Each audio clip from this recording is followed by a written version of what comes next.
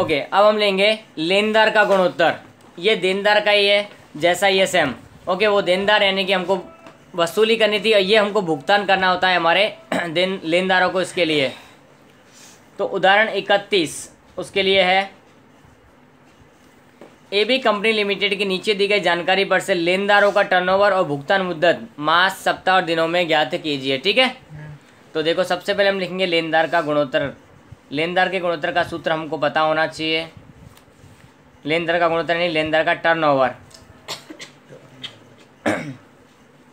Okay, तो यहाँ पर लिखते हैं हम उधार बिक्री की जगह यहाँ क्या आ जाता है, उधार खरीदी। क्या आ जाता है, उधार खरीदी। बटे में क्या आएगा, औसत व्यापारी देना। लेनदार हो तो देना, हमको चुकाना होता है, इसके लिए औसत व्यापारी देना। ठीक है,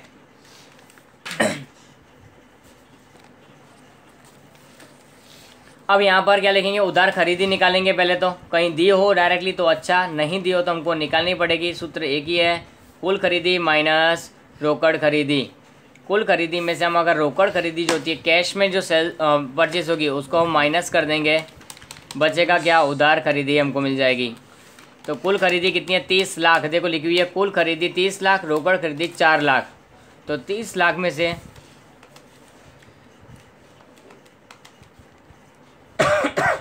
4 लाख माइनस कर देंगे, कितना बचेगा, 26 लाख।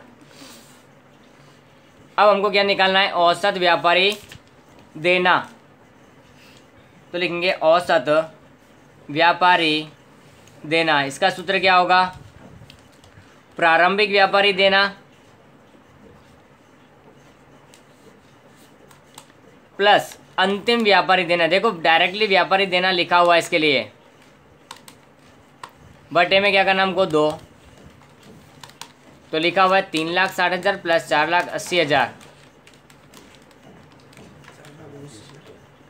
बटे में 2 करेंगे तो 2,20,000, सॉरी 4,00,000। इससे हम यहाँ देखो लिखेंगे उधार खरीदी हमारी है 26 लाख, बटे में लिखेंगे 4,20,000। औसत व्यापारी देना कितना आएगा, 6.19 बार। देखो पॉइंट में आता है तो अपने को पॉइंट में भी लिखना है, ध्यान रखना है।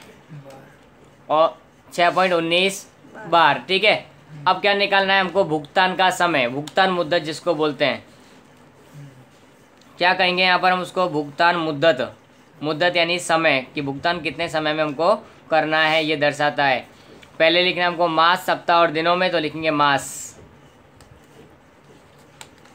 फिर किस में है, सप्ताह में, और लास्ट में यहाँ पर दिन में लिखा है तो हम लिखेंगे दिन में। ठीक है, तो मास यानी कि कितने होते हैं एक साल में, 12।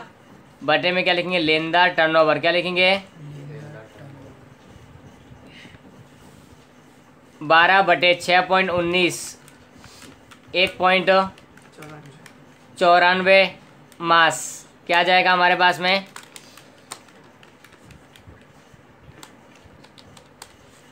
नेक्स्ट सप्ताह कितने होते हैं एक साल में, 52। बटे में क्या लिखना है हमको, लेनदार टर्नओवर। क्या लिखना है, लेनदार टर्नओवर। तो 52 बटे 6.19, 8.40 सप्ताह। 8 सप्ताह में हमको भुगतान करना है इनको।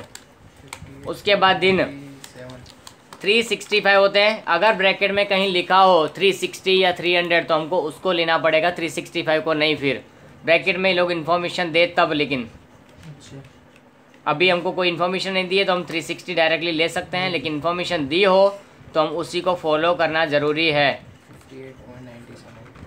58.97 यानी कि 59 डेज़। ये 97 है यानी कि लगभग क्या हो जाएगा हमारा ये 59 दिन जितना। ये था हमारा एग्जाम्पल 31 जिसमें लेनदार का गुणोत्तर हमको निकालना था। सेम उदाहरण 32 है, उसमें भी हमको लेनदार का गुणोत्तर ही निकालना है।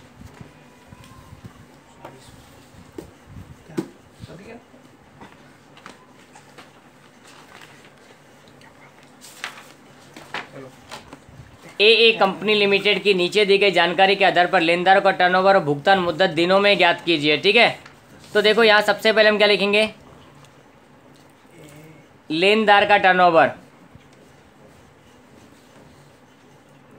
लेनदार का टर्नओवर ज्ञात करने के लिए सूत्र क्या होगा, उधार खरीदी होगा, क्योंकि लेनदार है, लेनदार का संबंध सीधा किसके साथ होता है, उधार खरीदी के साथ। और बटे में क्या आएगा, औसत व्यापारी देना, लेना हो तो क्या लिखेंगे, देना, लेना हो तो देना, ठीक है, औसत व्यापारी देना, ये हमको खास ध्यान रखना है, ठीक है। अब उसके लिए हम पहले उधार खरीदी ढूंढ लेते हैं।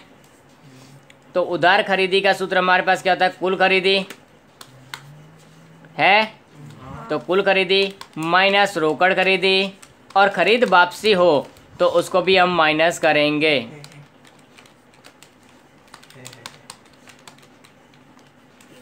कुल खरीदी कितनी है, 35 लाख, माइनस रोकड़ खरीदी कितनी है, 3 लाख, और खरीद वापसी कितनी है, 2 लाख, बचेगा कितना, 30 लाख। तो हमारे पास देखो उधार खरीदी की रकम आ गई है 30 लाख। अब क्या करना है, औसत व्यापारी देना, तो उसको भी निकालेंगे। कैसे निकालेंगे, सूत्र लगाकर, औसत व्यापारी देना। तो औसत व्यापारी देना के लिए सूत्र लगेगा प्रारंभिक व्यापारी देना